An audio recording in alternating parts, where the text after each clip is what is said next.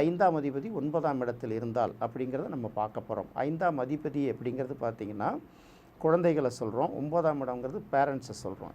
இது வந்து பேசிக்கான விஷயம். அடுத்து 5ம் 9ம் அப்படிங்கிறது 5ஆம் அதிபதியும் 9ஆம் அதிபதியும் ஒரு ஜாதகத்தில் சம்மந்தப்பட்டால் இதுக்கு என்ன சொல்கிறாங்க அப்படின்னு கேட்டிங்கன்னா பிரபல யோகம் அப்படிங்கிறாங்க. ஒரு சாதாரண நிலையில் ஒருத்தவங்க இருந்தால் கூட ஏதாவது ஒரு வகையில் பிரபலமாகிடுவாங்க. நான் சொல்கிறது நல்ல மாதிரி பிரபலமாகிறது.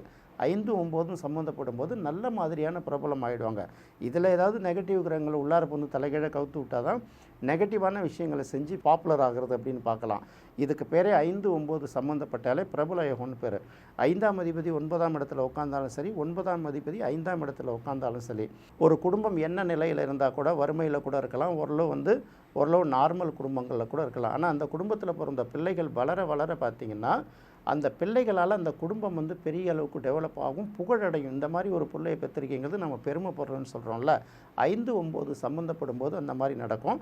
பொதுவாக 5 9 சம்மந்தப்படுறவங்க பல பேருக்கு வந்து வெளிநாட்டில் போய் செட்டில் ஆகிறது, வெளிநாட்டுக்கு அடிக்கடி போயிட்டு வர்றது, வெளிநாட்டில் படிக்க போகிறது, வெளிநாட்டில் வந்து சம்பாதிக்க போகிறதுக்கான வாய்ப்புகள் அதிகமாக இருக்கும். பொதுவாக 5 9 காம்பினேஷன் அப்படிங்கிறது ரொம்ப சிறப்பான காம்பினேஷனை தான் நம்ம எடுத்துக்கணும். இதில் ஏதாவது வந்து பாவக்கிரகங்கள் சம்மந்தப்பட்டாலோ பாதகஸ்தானமாக இருந்தால் கூட அதுக்கான சில விஷயங்கள் குறையுமே தவிர ஓரளவு இது வந்து ஒரு நல்ல அமைவு அப்படிங்கிறத நம்ம சொல்ல முடியும்.